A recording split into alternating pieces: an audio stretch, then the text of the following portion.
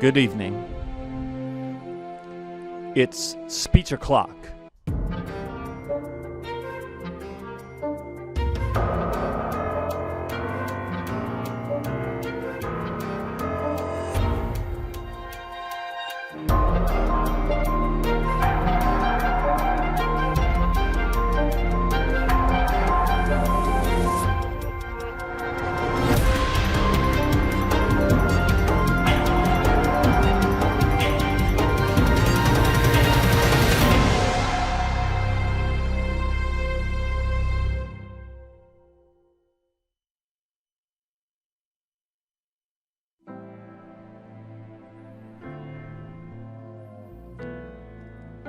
Three years after a passionate and divisive referendum campaign, the United Kingdom is still coming to terms with the decision to leave the European Union. A cloud looms over British society. The calamitous Brexit vote has exacerbated cultural and political tensions. And as Britons wait to see who will succeed Theresa May as their third Prime Minister since 2016, we must ask the question: is the Leave campaign's vision of London as a untethered, laissez-faire Singapore-on-Thames still achievable? Tonight, two guests will attempt to answer that very question: Ben O'Brien and Alan Resnick. Each guest will give a short speech on the topic in front of them, and after each speech, you, the audience, will be given the chance to respond directly to them. Once both speeches have finished, you will be asked to vote and to choose the winner of tonight's Speech O'Clock. Now, as is customary, we will begin in reverse alphabetical order based on last names, and Alan Resnick will be our first speaker of the night. Please welcome him.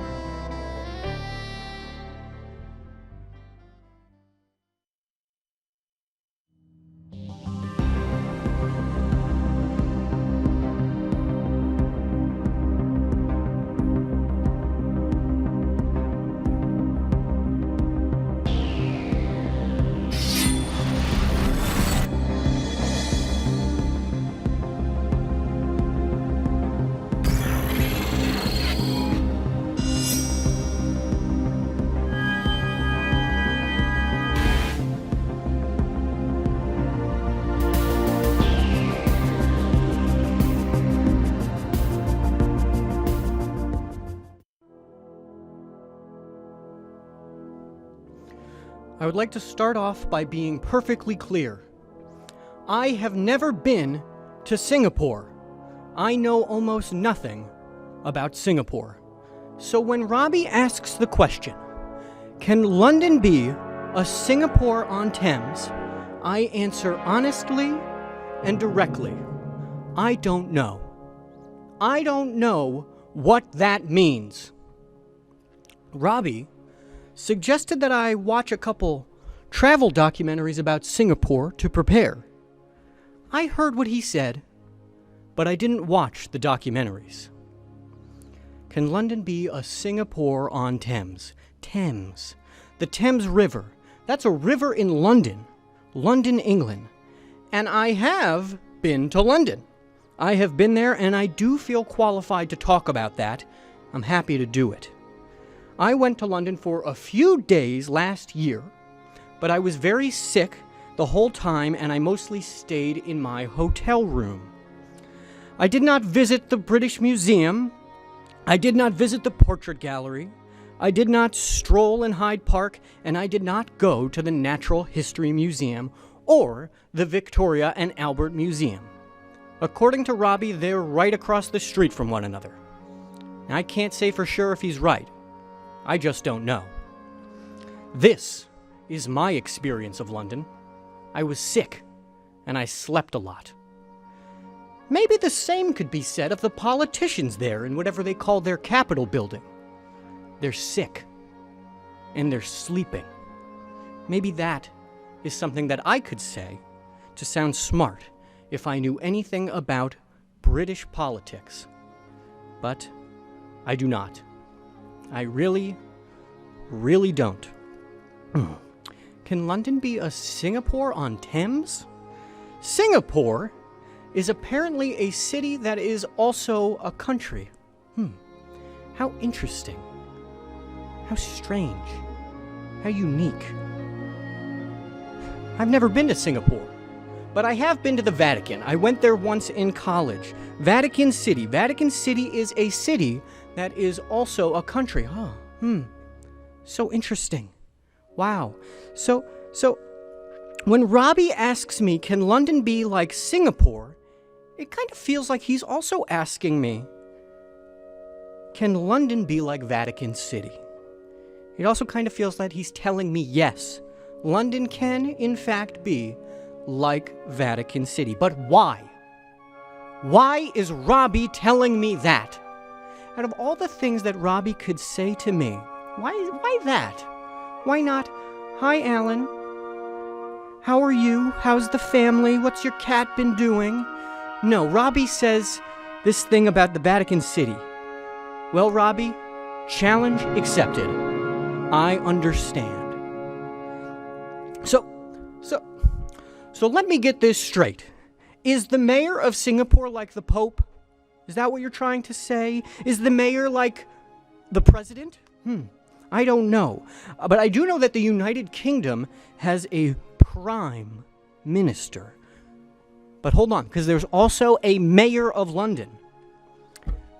And then there's that queen. All hail the queen. I have to assume that this is all somehow related to international business or banking or something like that, because there's a lot of that going on in London, and guess what? There's a lot of that going on in Singapore too. You can figure that out from the very first page of Google results. So that makes me think this. Aren't they already kind of doing the same thing? Why are we spending so much time talking about two places that are basically just the same place? Okay, I hear the bell. Half speech. Alan, this is your half speech break. How do you think you're doing? I think I'm doing incredibly well. I have a very passionate speech, and I know that it's resonating with the viewers, so I'm definitely going to win. Alan, I noticed that you're staying very still. It seems like you're very tense and tight. You're very close to yourself. Your arms are down by your sides. Your arms are kind of close in. I think you could maybe get your point across more if you moved your arms out and about. Yes, Robby. Well, it's interesting because I am doing that on purpose. I have been doing everything I've been doing on purpose because it is such a serious speech. I wanted to be serious in my body language, but I will try to take your note and move and be big. Mm-hmm. Okay, Alan, I just want you to think about one last thing, which is that this jacket seems a little cheap. And so if you ever come back to SPEECHACLOCK, I just want you to think about how you could wear maybe a nicer jacket. You could go to Men's Warehouse or, something. This seems very sort of bought at the last minute. So we just, those things do matter when we're thinking about the quality of the speeches at SPEECHACLOCK. So just something to consider. Thank you very much. I do respect you, and I will get a nicer suit because I will be back. Good luck to you, Al.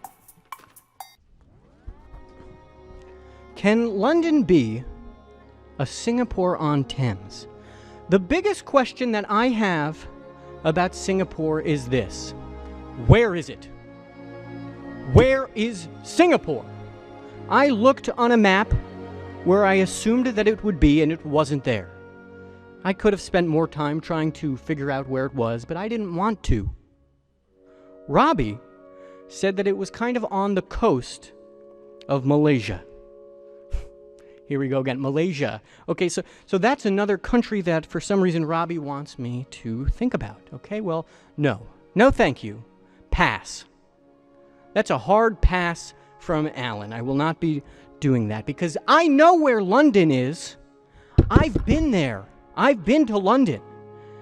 And I guess I would visit Malaysia if someone were to please pay me to travel there and to put me up in a cool hotel and give me free food. That sounds pretty fun. Why doesn't that kind of thing happen to me more often? Maybe there are some things that I could do to change about myself, to change about my life, to change about the kind of business I do so that I get sent on more cool trips. Here is a list of some places that I would like to visit if it was completely free and at no expense to me. Hawaii, Disney World, Universal Studios, Six Flags.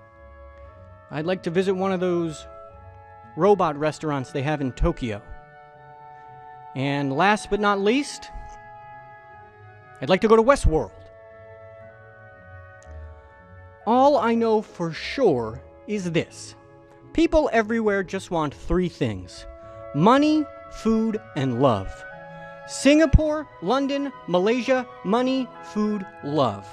Money, food, and love. If the people of London can agree to a Brexit deal that guarantees money, food, and love to all of its citizens, then yes, we have a deal.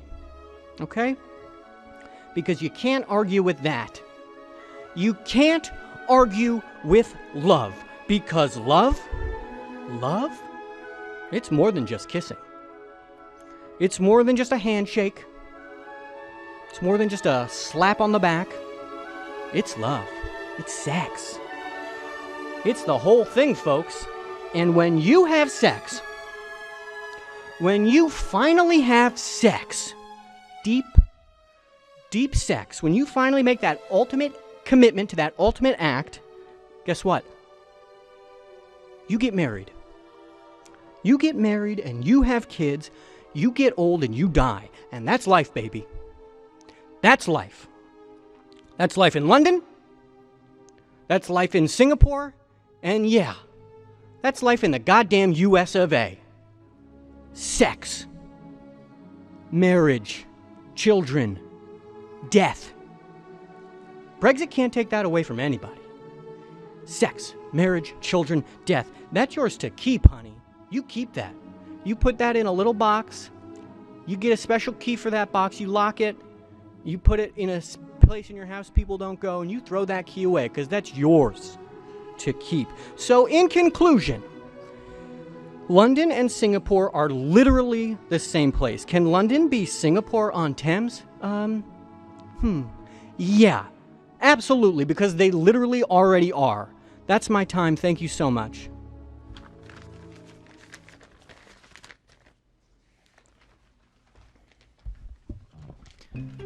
Alan, such an interesting speech, and I wanted to know if I could get the conversation going with this.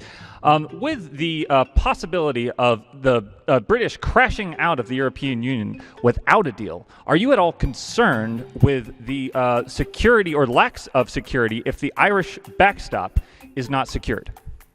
No, absolutely not. That is not a concern that I have about the Brexit deal. And if anyone in London is listening or watching me speak right now, I just want you to know that everything's going to be okay, and there's not going to be any problems from now on, and your life will be good. I'm going to win this contest. Well, really, because I do think that there is a very real concern that the latent militarism on the Republican and Unionist side in Northern Ireland could be sort of irritated by a no-deal Brexit. Right. Absolutely. I do know exactly what you mean by that, but I just think it's not a concern of mine or of yours or any of the viewers of Speech O'Clock. We have a caller on the line. Caller, you're on the air with Speech O'Clock. How are you tonight? How are you? I am good. Yeah. How are you? I'm doing very well. I wanted to know how you felt Alan did tonight.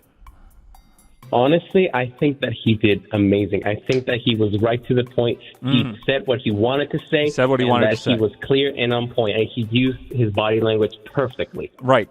And now, caller, if you would, where do you think he got this jacket? Walmart. maybe. Is that right? Walmart? That seems like a very interesting place to get a jacket. And Walmart is a very interesting place to talk about when we're talking about free trade. Don't you think? Yeah, I do think so, because Walmart is one of the most profitable companies in the world. Most popular, one of the most profitable companies in the world. Alan, do you always shop at Walmart? No, I almost never shop at Walmart, and this is one of the nicest items of clothing that I do own. Thank you for the call, because you did like me. Yeah. Caller, just one last question. Do you shop at Walmart? Caller, you're on the air with Speech O'Clock. We actually lost our last caller. We have a new caller. Caller, how are you doing tonight? Oh, I'm good. How are you? I'm doing very good. Did you watch Alan's speech? Did you have a reaction to it of any kind? I did. I thought he was crisp with his delivery. Crisp delivery. And I think crisp delivery, definitely. And I thought he was, his most authentic self. It really came across in his presentation. Absolutely. Good job there, Alan. Caller, are you worried at all about the sectarian tensions in Northern Ireland? I'm definitely more worried about other things. Okay, Alan, what do you think about that? Well, I think this is one of the best callers you probably ever had on Speech O'Clock, and that they are right to worry about other things, because there's much bigger fish to fry everywhere. Caller, what kind of stuff do you worry about?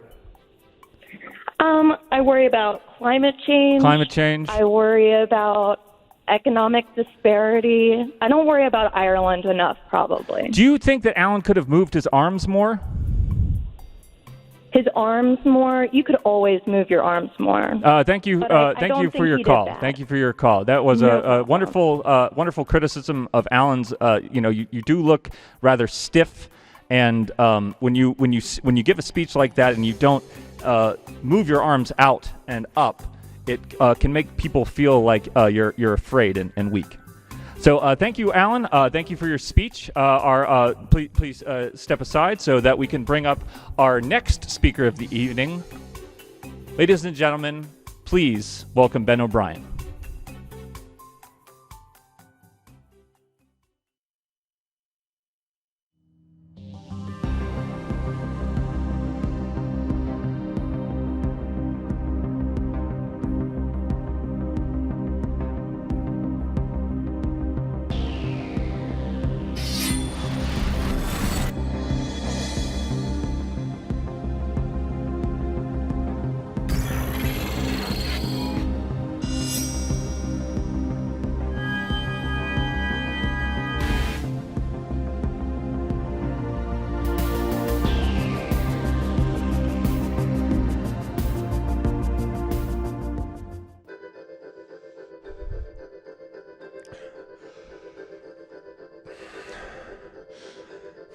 Singapore, London, two cities separated by oceans and lands, yet tied together by history and circumstance, and a dream. My dream. Last night I dreamt of ships, big ships and little ships, everywhere, as far as the horizon. They came and went, an endless parade of ships, low in the water, heavy on the tide. The tide is capital. It goes in and out. It's also water. Okay, picture this. I'm at a very nice restaurant. There are candles on the table. It's not important, but I lit them with my eyes. I am waiting for my love. A very tall waiter with pale skin, black hair, and a widow's peak approaches my table. He looks like a vampire that shops at JCPenney. He's horrifying. When I woke up, I drew him.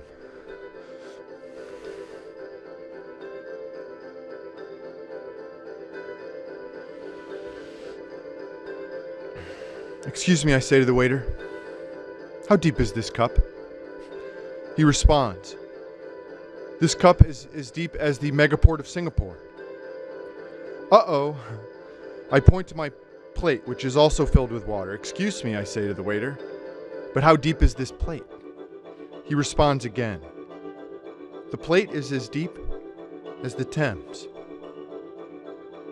The waiter turns and leaves. He bumps into me and knocks my drink out of my hand. This pisses me off, but I deal with it on my own.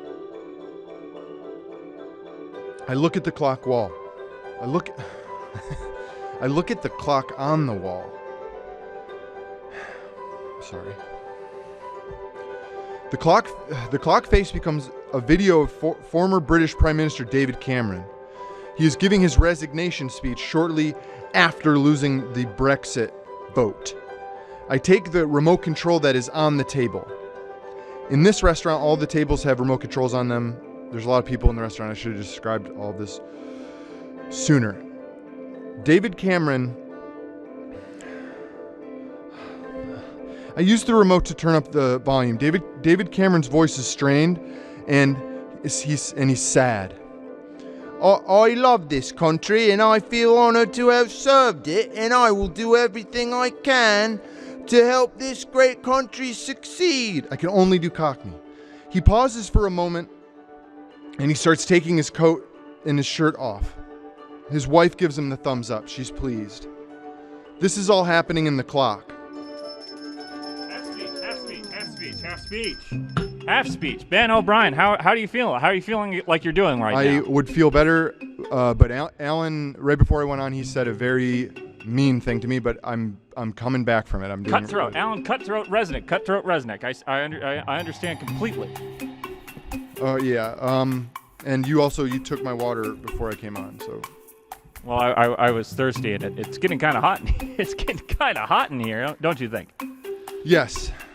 Well, I was wondering, Ben, you seem to kind of hold your arms close to your sides. You're not moving your arms very much. And I wondered also, where did you get this jacket? Because this doesn't look like a Walmart jacket like what Alan had on. It's a nice tailored suit that I got from a store that makes suits that tailors suits. Is it like a Men's Warehouse type of situation? No, it's like that times infinity. Men's Warehouse times infinity. That seems like a great place. Do they have one of those like loyalty clubs? No, you just come in and you drop like a 10 grand on a jacket and you peace out. Well, you seem to be sort of well on your way to finishing the speech, so we will let you get on with that. Good luck, Ben. Thanks.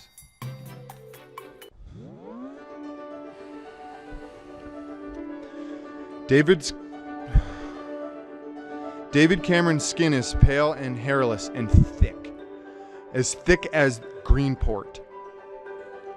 Big D, that's what I call him. He wants to show everyone his new tattoo. It's a tattoo of worldwide shipping lanes that connect the world's biggest commercial ports. Long Beach, that's there. Durban, Hong Kong, you got it. Freeport, Rotterdam, you heard of it. Also, of course, number one on the list, everyone's waiting to hear me say these words, Singapore. He spins around to show off the back piece. It's sick. All of the lines come together on a drawing of Great Britain, and they converge on a single point within Great Britain, which is London, the city of Great Britain.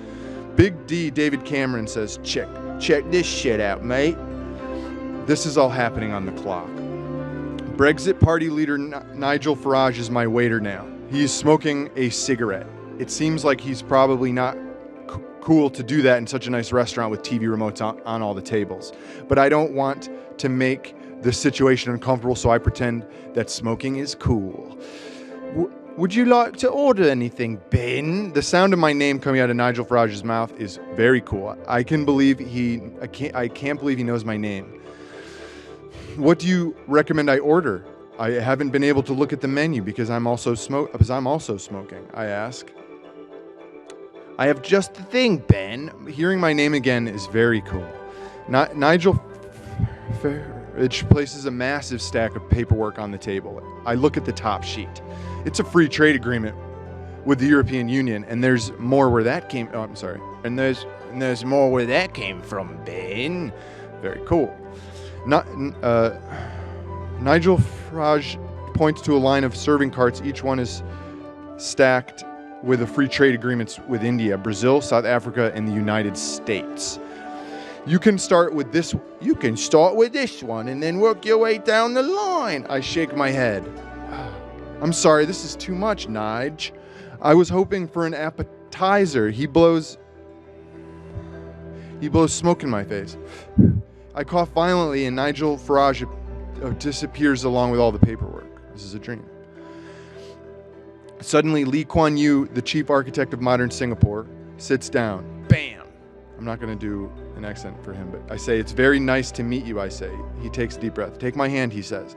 I take his hand and he leads me to a window. "What do you see?" he asks. This is what I see.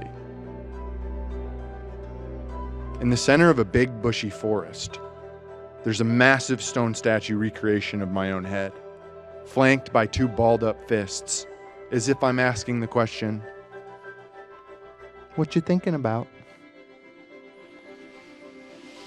There are bright fires in my eyes. The flames are many different colors, rapidly changing. There are dozens of people scrambling over my head, carving details and smoothing imperfections. I look at Lee Kuan Yew. "It looks awesome," I say. He shakes his head. "You haven't even seen the best part." Lee Kuan Yew opens the window and shouts at the workers. "Hey everyone, Ben is here. Make the mouth of his head open." I want to stay cool, but I was really hoping this would happen. A couple of the workers scramble around the back of my statue head. There's a sound like a massive light switch being flipped, and then my stone mouth starts to shake and open. Torches ignited in a lighted tunnel leading down like in Aladdin. I want to go into it. Lee Kuan Yew looks at me, gesturing at the open mouth. "What are you waiting for?" I look back at my table. The candles are melted down to stumps. "I can't," I say. "I'm waiting for my love." Lee Kuan Yew puts his hands on my face and he looks deep into my eyes. He says, "You're waiting in the wrong place." Without notice, I am walking deep into my own mouth. The tunnel is wide and tall. It is comforting. This is my dream. Brexit.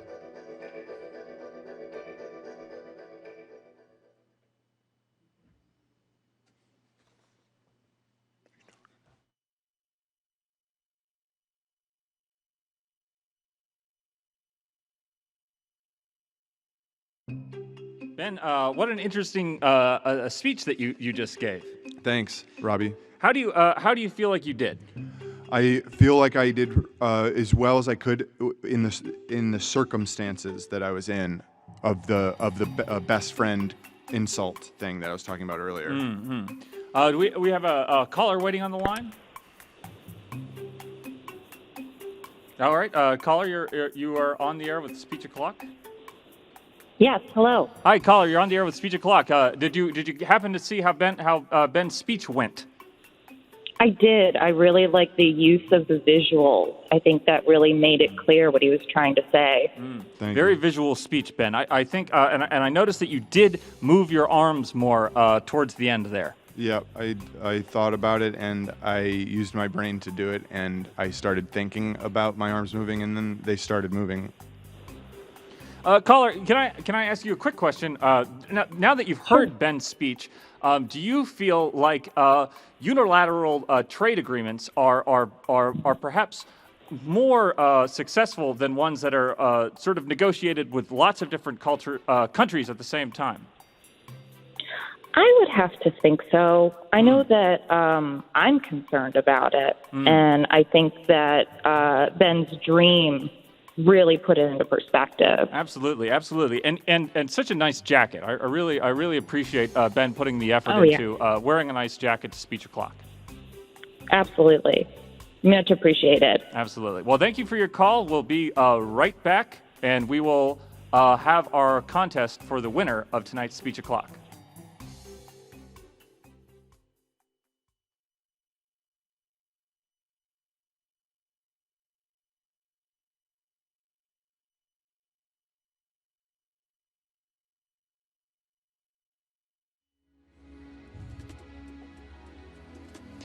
Ladies and gentlemen, these are your Speech O'Clock speakers.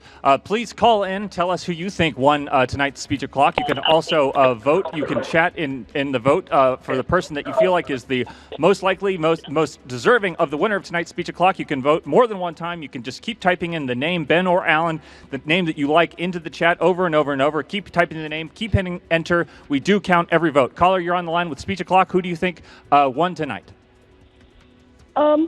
I think Ben did really well. Ben, vote for Ben. What did you like about Ben's speech? The way he presented it was just very it was very articulate. Very articulate, very clear, very professional, wouldn't you say? Yes, very. Yeah. He didn't sort of like pander or sort of beat around the bush like other people. I won't mention their names. No, of course not. Unlike those other people. Well, thank you so much for your call. Next up, caller, you're on the air with Speech O'Clock. We are voting for tonight's winner of tonight's Speech O'Clock. Who do you think won, Ben or Alan? Ben. Ben, another vote for Ben. Ben, that must be feeling pretty good right now. I got to say, it does feel good, as it was Alan that said that really mean, uncomfortable thing to me that made me kind of crumple my paper up and get mad before and Alan, this must feel like a little bit of a sting, a little bit of a rebuke coming from the audience tonight. I do feel like some of the people who are calling in are actually lying, and what I said to Ben was not that mean. I just said that I hope that he got whatever was coming to him, good or bad. That's not what you said. That's true. Thank you for your call. Another vote for Ben. Caller, you're on the air with Speech O'Clock. We're looking for tonight's winner of Speech O'Clock. Ben or Alan? Ben O'Brien. Ben O'Brien. Another vote for Ben. Alan, that is the trench is being dug. It's getting deeper and deeper. Ben, you are rushing over the top. It must be like you've just come up for air. It feels really good. It feels really, really good. I feel good. Caller, what did you like about Ben's speech versus the other speech? I did not like Ben's speech. I thought it was a load of bollocks, if you ask me. A load of bollocks. This is a vote for Alan. A vote for Alan at the last second. A switcheroo. This is a vote for Alan. Alan has some internal inconsistencies in his speech. A lot of inconsistencies. Alan is being seen as someone a lot less clear, and he's just rambling. He was a fool. He needs to get out of this. He needs to shut down. He needs to return that suit. Shut it down. Hope he has his receipt. Get a cheaper suit. Try less hard, but be consistent. But as long as you're consistent, it doesn't matter if you're a slob, right? But that's a vote for me. How could one person like it and someone else doesn't? Thank you for your call. Don't forget, you can type in the name of the person that you want to win tonight's Speech O'Clock as many times as you want. It could be Ben or somebody else. Caller, you're on the air with Speech O'Clock. We're looking for the winner. It's either Ben or Alan. Hi. Yeah. At first I was really feeling Alan's speech because I do know nothing about Singapore, but then during Ben's speech, I don't know if it was what he was saying or just how cool his jacket looked. It's a great jacket. I think I gotta go with Ben. Yeah. So you're saying that you started out wanting to vote for Alan Resnick's speech, but you switched the vote to Ben. It's a tailored jacket. It costs $10,000. Thank you. It's a tailored jacket. A tailored jacket. That was a vote for both of us. This is a lesson. This is a lesson. This is a lesson that appearances do matter when you are speaking to the public. Thank you for your call. We got another call, coming through. We got another vote for either Ben or Alan. Caller, you're on the air with Speech O'Clock. We're looking for votes for Ben or Alan. Alan has got a severe deficit in votes, so we're maybe looking for a little bit of salvation for him. Gonna put in a vote for Alan just because I kind of feel bad for him at this point. At this point, it does feel pretty bad to be Alan. But what do you think? No, because that is a vote for me, and that does count for me, and I do appreciate any votes for me. So thank you, caller. Caller, what specifically did you like about Alan's speech? And if you could just name a very specific part of the speech that really spoke to you. I like the part where Alan talked about his trip to London and talked about Vatican City randomly. Yeah, so Vatican, that wasn't part of the question. So I'm wondering if there was something about the how he answered the question that I posed that maybe made you think that his was the better answer. I'm not sure. I felt like his was maybe more on topic compared to Ben's. Ben's was more of an abstract story. Interesting.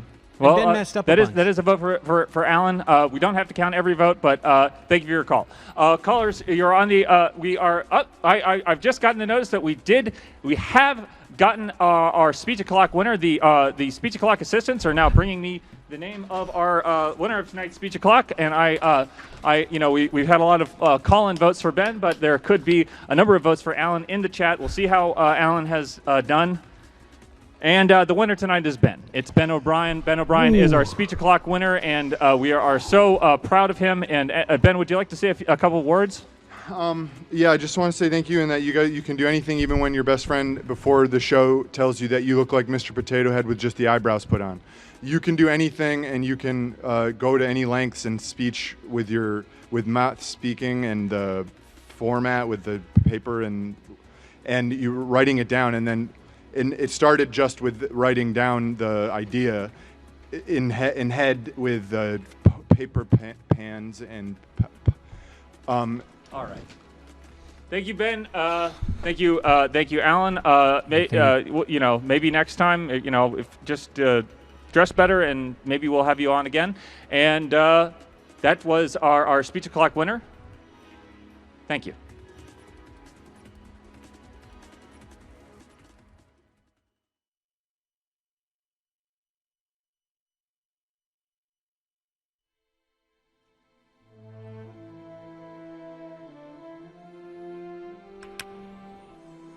We have time for one more caller.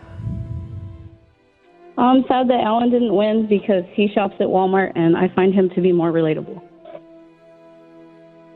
Caller, thank you for your input, but the reason that you're here at this moment is a very important purpose. Do you know what that is? No, I do not. Caller, you get to determine what the topic of next Speech O'Clock will be. How does that feel? Wow. I had no idea that you're going to put that kind of responsibility on me. It's up to you. What do you think it should be?